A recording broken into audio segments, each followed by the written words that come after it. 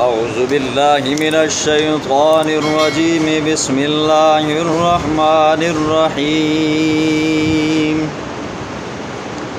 الف لام را کتاب احکمت آیاتہ ثم فصلت من لدن حکیم خبیر اللہ تعبدوا الا اللہ اننی لکم منہ نذیر وبشیر صدق اللہ العظیم۔ حسب معمول جیسا ہمارا روزانہ کا درس قرآن ہوتا ہے، آج اللہ کے فضل و کرم سے سورۃ ہود شروع ہوئی ہے۔ اس سورت کا نام سورۃ ہود ہے۔ اس سورت کو سورۃ ہود اس لیے کہتے ہیں، اس میں اللہ کے پاک پیغمبر جناب ہود علیہ السلام کا ذکر ہے، ساتھ میں ان کی قوم کی تباہی کا ذکر ہے، اس لیے اس سورت کا نام سورۃ ہود پڑ گئی۔ سورۃ ہود کا سورۃ یونس کے ساتھ ربط یہ ہے، جوڑ مناسبت تعلق یہ ہے، سورۃ یونس میں اللہ رب العزت نے دلائل عقلیہ سے اس بات کو ثابت کیا کہ اللہ کے سامنے کوئی زبردستی سفارش کرنے والا نہیں ہے۔ فرمایا تھا ما من شفیع الا من بعد اذن، دنیا میں تو زبردستی سفارش ہو جاتی ہے، کبھی پیسے لگ جاتے ہیں، کبھی اوپر سے کال آ جاتی ہے، کبھی اچھی خاصی تکڑی سپورٹ ہوتی ہے تو بندہ دنیا میں بچ جاتا ہے۔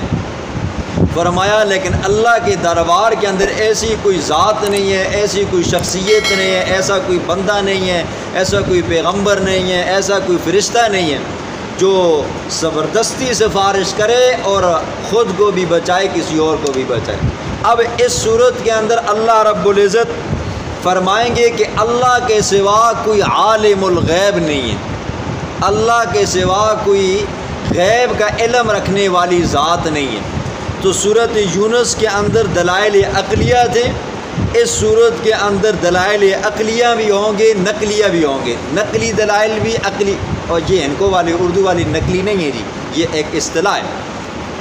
دلائل عقلی بھی ہوں گے، دلائل نقلی بھی ہوں گے۔ تو اللہ رب العزت اس صورت میں یہ مسئلہ بیان فرمائے گا۔ اب اس صورت کے 4 دعوے ہیں۔ پہلا دعویٰ یہ ہے اللہ تعبدوا الا اللہ، کہ اللہ کے سوا کسی کی بھی عبادت مت کرو جی۔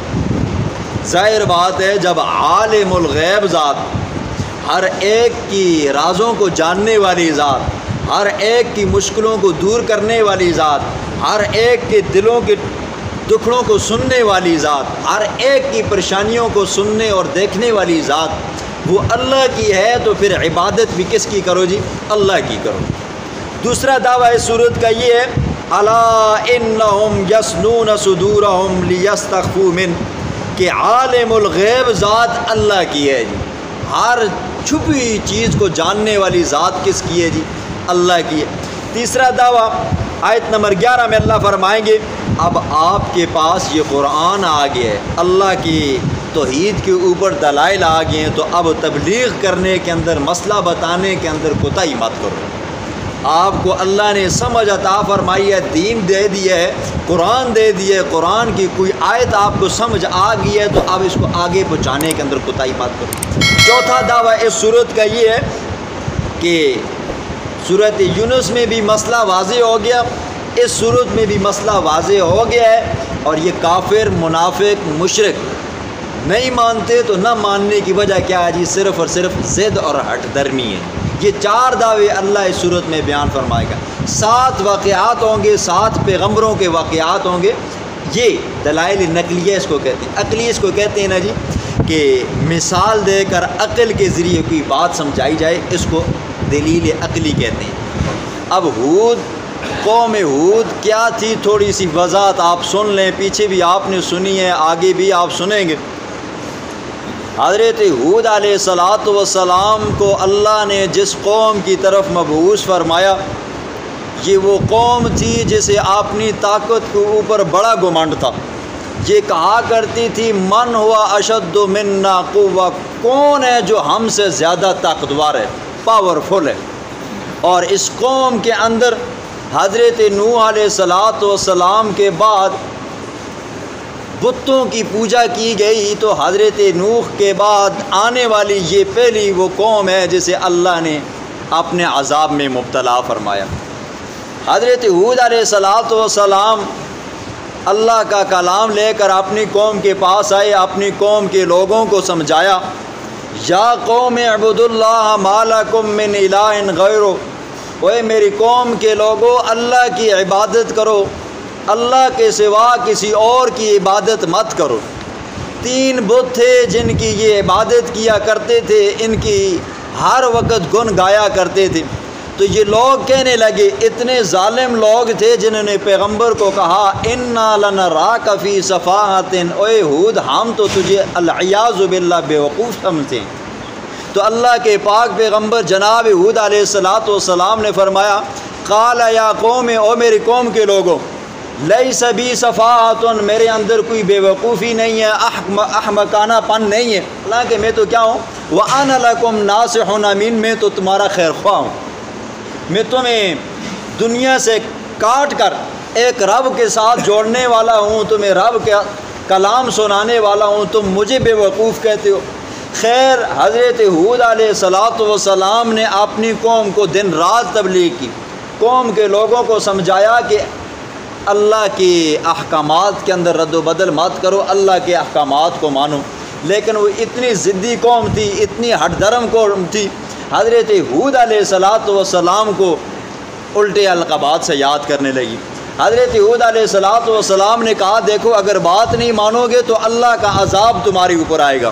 یہ وہ قوم تھی جو کھجور کے تنوں کو، شاخوں کو اوپر سے پکڑتی تھی تو ایسے کھینچتی تھی، بندہ سمجھتا تھا جیسے کہ شاپر غبارہ ہوا میں اڑ رہا ہے، اتنی طاقتور قوم تھی۔ پتھروں کو تراش تراش کر محلات بنایا کرتے تھے۔ آج ہمارے پاس ہر چیز بنی بنائی ہے، اینٹ ہے تو بنی بنائی ہے، بلاک ہے تو بنا بنایا، یہ ماربل ہے، ٹیل ہے، بنے بنائے ہوتے ہیں، بس صرف مسالہ لگاؤ اور سیدھے کرتے جاؤ۔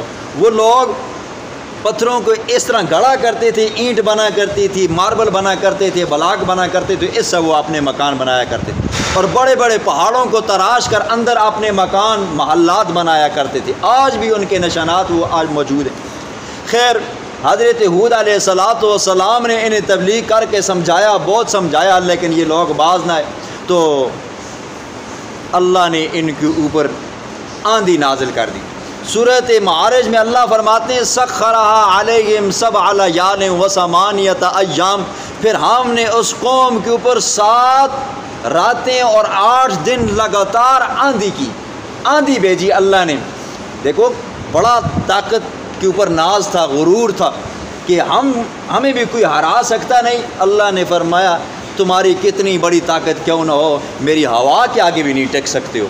اللہ نے وہ ہوا بھیجی، اس ہوا نے ان لوگوں کو اٹھایا، اوپر لے کر گئی، ہوا کے اندر ان کے سر ایک دوسرے کے ساتھ لگتے بھیجا زمین پہ گر جاتا ہے، اور ان میں سے جو بچے نا جی، تو اللہ رب العزت نے ان کے اوپر ایک اور عذاب نازل فرمایا۔ وہ یہ تھا فلما رأوه عارض، یہ بادل ہے، سمجھنے لگے ہمارے اوپر قحط آیا ہوا ہے، بارش نہیں برس رہی ہے، یہ والا بادل ہمارے اوپر برسے گا تو ہمیں بران رحمت ملے گی، ہمارے اناج جو جل سڑ گئے ہیں وہ سیدھے ہو جائیں گے، ہمارے جو غلات ختم ہو گئے ہیں تو اس بارش کے ذریعے پورے ہو جائیں گے۔ تو کہنے لگے ھذا عارض ممطرنا، یہ وہ بادل ہے جو ہمارے اوپر برسے گا۔ تو اللہ نے فرمایا ٹھیک ہے، جس کو تم بادل سمجھتے ہو وہ حقیقت میں اللہ کا عذاب تھا۔ اللہ نے اس بادل سے آگ کے انگارے برسائے۔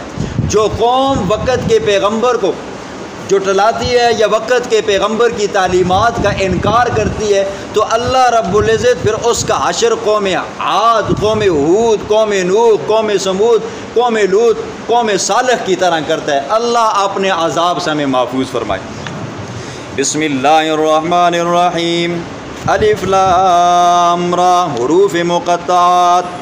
کتاب، یہ کتاب ہے، یہ قرآن مجید، احکمت، مضبوط ہیں، آیاتہ، اس کی آیات، ثم فصلت پھر کھول کھول کر بیان کی گئی ہیں اس کی آیات، من لدن حکیم حکیم ذات کی طرف سے، خبیر جو خبر رکھنے والی ہے، اللہ تعبدوا الا اللہ، خبردار ہو لوگو مت تم عبادت کرو الا اللہ مگر اللہ کی، اننی بے شک میں لکم تمہارے لیے، منہ نذیر اس اللہ کی جانب سے ڈرانے والا ہوں، وبشیر اور خوشخبریاں دینے والا ہوں، بات مانو گے تو تمہارے لیے جنت ہے، نہیں مانو گے تو جہنم ہے، وَأَنِ اسْتَغْفِرُوا رَبَّكُمْ اور یہ کہ بخشش مانگو اپنے رب سے، ثُمَّ تُوبُوا إِلَيْهِ پھر اس رب کی طرف رجوع کرو، يُمَتِّعُكُمْ وہ نفع دے گا تم کو، مَتَاعًا حَسَنًا بہترین نفع، اِلَىٰ أَجَلٍ مُّسَمًّى ایک وقت مقررہ تک، جب تک تمہاری زندگی ہے تب تک تمہیں اللہ نفع ہی نفع دے گا، وَيُؤْتِ كُلَّ ذِي فَضْلٍ فضلہ اور اللہ دے گا ہر فضل والے کو اس کا فضل، دنیا میں اچھے اعمال کیے ہیں تو آخرت میں اس کو اس کا فضل اور جزا و سزا ملے گی، وَإِن تَوَلَّوْا اور اگر تم نے روگردانی کی، فَإِنِّي أَخَافُ عَلَيْكُمْ بے شک میں خوف کرتا ہوں تمہارے اوپر، عذاب یوم کبیر بڑے دن کے عذاب سے، الا انہم یسنون صدورہم خبردار، انہم بے شک وہ یسنون کرتے ہیں صدورہم اپنے سینے کو، لیستخفوا من تاکہ وہ اس سے چھپ جائیں۔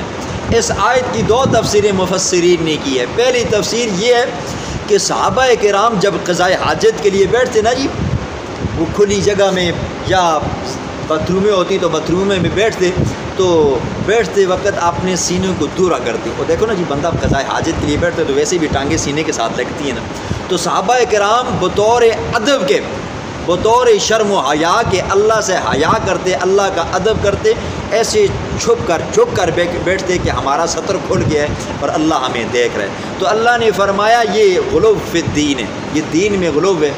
انسان ہے نا جی، انسان کے لوازمات ہیں، تو انسان قضاء حاجت کے لیے بیٹھے گا تو سطر کھلے گا، چھوٹا پیشاب کرنے کے لیے بیٹھے گا تو سطر کھلے گا، بڑا پیشاب کرنے کے لیے بیٹھے گا تو سطر کھلے گا، بیوی کے پاس مجامعات کے لیے جائے گا، ہم بستری کے لیے جائے گا تو وہاں پر سطر کھلے گا، غسل کرے گا تو سطر کھلے گا۔ تو فرمایا جہاں پر ضرورت ہے سطر کھلنے کی، اس کے اندر آپ کو غلو کرنے کی کوئی ضرورت نہیں، ٹھیک ہے۔ تبھی ضرورت کے لیے بندہ ننگا ہو سکتا ہے جی، جو تبھی ضروریات ہیں، لیکن ویسے ننگا ہونے کی اجازت نہیں ہے۔ تو صحابہ کرام کیا کرتے تھے جی، قضاء حاجت کے لیے بیٹھتے تھے تو ایسے جھک کر سینے کو دورا کر کے بیٹھتے تھے بطور ادب کے۔ اور دوسری تفسیر اس کی یہ کی ہے کہ منافقین بھی حضور صلی اللہ علیہ وسلم کی محفل میں بیٹھا کرتے تھے، جب اللہ کا پاک پیغمبر کوئی بات کرتا نا، ان کی مرضی کے مطابق ہوتی، ان کی چاہت کے مطابق ہوتی نا، تو ایسے کر کے بیٹھتے تھے، ساڈا بھی ذکر آیا ہے، شکر ہے۔ اور جب قرآن کے اندر کوئی ایسا حکم آتا نا جی، مثلا جہاد کا حکم آتا کہ بھئی فلاں کافروں کے ساتھ جنگ کرنی ہے، کہتے اوے پھنس گیا نا، یا چندے کا حکم آتا کہ چندہ دینا نا، تو پھر ایک دوسرے کے پیچھے چھپ جاتے تھے، ساڈی باری نہ آوے، ٹھیک ہے۔ منافق کیا کرتے جی، سینہ دورا کر لیتے، ایسے چھپ جاتے کہ ہمارے اوپر نظر نہ پڑے جی، ہمیں چندہ نہ دینا پڑے، ہمیں جہاد میں جانا نہ پڑے۔ تو اللہ فرماتے ہیں ظالموں کہاں تک چھپو گے، نہیں چھپ سکتے۔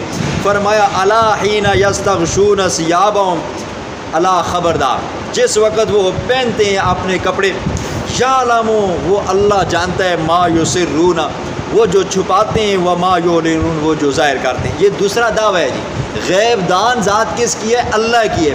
کپڑے پہنو تو تب بھی اللہ تمہارے اندر کے رازوں کو جانتا ہے، نہ پہنو تو تب بھی تمہارے رازوں کو جانتا ہے۔ اللہ تو وہ ذات ہے، انہ علیم بذات الصدور، وہ تو دلوں کے رازوں کو بھی جانتے ہیں۔